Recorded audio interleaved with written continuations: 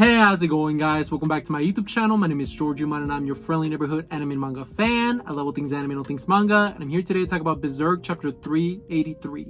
So, why did I think about this chapter? Honestly, I thought this chapter was crazy. I thought it was a very mind-blowing chapter, and I would go as far as to say that I think this is one of the most important / shocking chapters we got in, I would make an argument, over a decade. Because this chapter really leaves us in a cliffhanger where we don't know where the story's going, and that's a theme that has been going on for a while now, but specifically with this, the resolution of Guts towards the end of the chapter and what that might lead up to is very intriguing, and I'm very excited to talk to you guys all about it and give you guys my own theories and speculation on what might happen in the next chapter.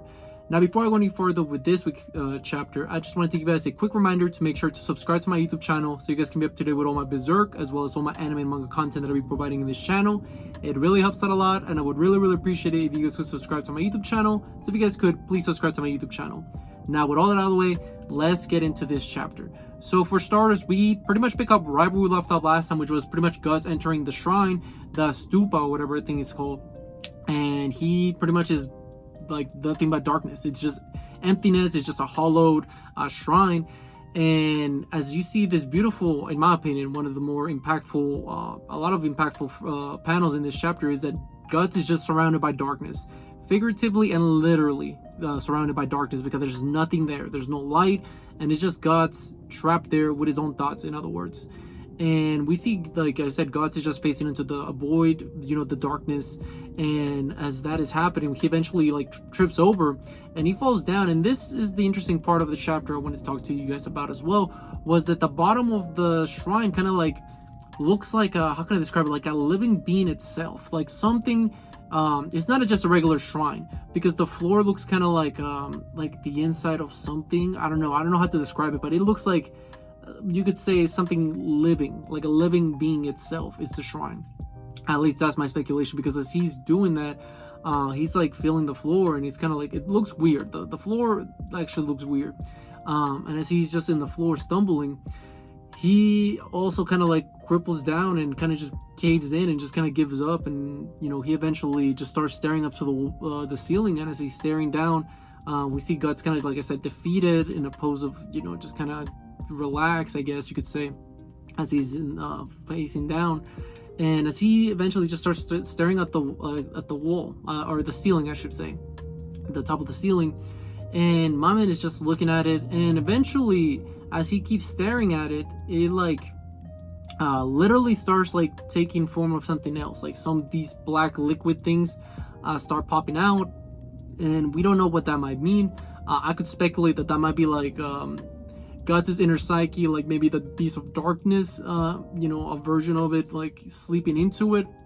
It could be Guts' inner darkness as a whole, maybe not necessarily the beast of darkness, but maybe when you do enter this shrine, maybe it pretty much gives you a reality check, makes you confront your worst nightmare / makes you feel despair, and makes you feel what's the best word I could describe it, makes you want to, I wouldn't say overcome necessarily, but it makes you face forward head on, pretty much all of the stuff within you. That's my own interpretation of it.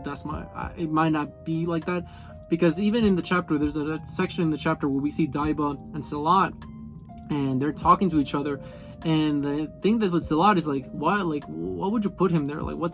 What's the meaning of this? And then Daiba's well, you see, when he's trapped there, his darkness might come up and erupt. And Salat is you crazy? Is that why you put him there? Just so you can snap, get even more darkness, get his beast of darkness, in other words, to come out, and you don't know what you're playing with. And Daiba's listen, there's only one option for him at the moment, because in this darkness that he's trapped on, he has no vision, there's no sound, there is only but a man there with nothing to gaze at except oneself. So like I said, it bottles back up to my own interpretation of it, that is pretty much Guts is by itself, he's by himself at the moment, and he has to overcome this and face this head on, all on his own, because he needs to overcome this. He obviously has a great support system in the party, you know, Isidro, Serpico, and the rest of the crew, but he needs more than that. He needs to, I wouldn't say just love himself, but I would go as far as to say that he needs to face his traumas head on and kind of just like find a way to, because he is a struggler. You know, we always know that, you know, that's what Skull Knight calls him. That's synonymous with guts. He, you know, always struggles and always perseveres said struggles.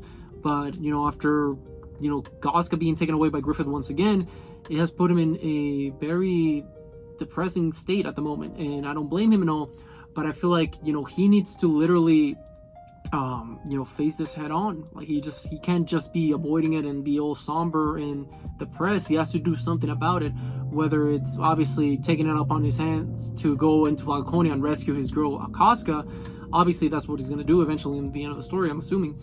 But he also has to overcome his mental, you know, despair that he's facing at the moment. And I think that that's the whole thing, because as he is looking at because we cut back to the shrine, as he's laying down there still looking at the wall, you see eventually he starts reaching to his hand, and he's kind of like, he looks like he's being consumed by the room itself, or something's poking all over his face. And as he's reaching out his hand, then we see a vision, or you know, a picture of both Casca and Griffith. And the last time where God saw them both, where, you know, Griffith takes Casca away on Zod. That is what God is reaching his hand out to. And, you know, that's the last image he's seen in his mind. And the interesting thing to note as all of this is going down, as Guts is having all these mental images of Griffith and Casca and how he took her away, then we catch up with the final panel of the chapter, which is, in my opinion, a very shocking for many reasons. But the number one is like, because it's a big cliffhanger, which is pretty much Guts looks like he's in a cocoon, and that's how the chapter ends, where Guts has been developed inside of this cocoon to face what it says, the darkness head on. That's how the chapter puts it as. And this imagery gave me a lot of symbolism slash contrast to when pretty much Griffith was, you know, becoming a god, when he became Femto, you know, when he was inside of this cocoon, and why not, and he became a monster after the fact. But my own interpretation of this now is that I feel like this is a lot of symbolism. Obviously Griffith did that, he became Femto, and then got him, and so forward. I feel like after this trial that Guts is going to go through in this shrine, I feel like Guts might either two options. Either he will be able to obviously overcome this grief and, you know, be able to move forward, and face, you know, eventually his struggles with Griffin and why not, and so forward. Or this is more of a jumping in logic, right? So hear me out.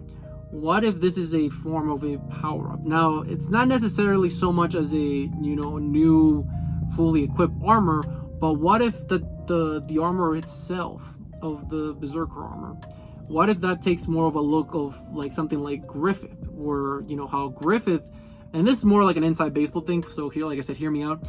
We obviously know that Griffith is a horrible human being. He's a monster, yet he has the disguise of this, you know, very beautiful individual. You know, he's the Huck of Light. You know, his outfit is all about light, and, you know, he's look as a god, you know. I'm assuming during the final confrontation, when Guts eventually fights him, we will see Griffith fight him in a Femto form. What if Guts in this, you know, as he overcomes this shrine, this conviction of his, what if he comes out of it with maybe the Berserker armor looking white? Now, I know that's crazy, right? But hear me out. What if this is a some sort of power-up, or they can use some kind of fairy magic, or whatever you call it, any mythical magic involved with the Kushan Empire. This makes the Berserker armor actually look more like a knight, like instead of such a scary monster thing. I could be wrong, but that's just the first thing that was coming up in my mind. But with all that being said, what did you guys think about this week's chapter? Did you guys love it? Did you guys hate it? Did you guys thought it was alright? Whatever you guys thought, let me know in the comment section down below. Also, thank you so much for sticking all the way to the end of the video. I really appreciate it. And don't forget to like, comment, and subscribe to my YouTube channel for more Berserk, as well as more anime and manga content in the near future. But yeah, with all that being said, I hope you guys have a great rest of your day. Bye-bye.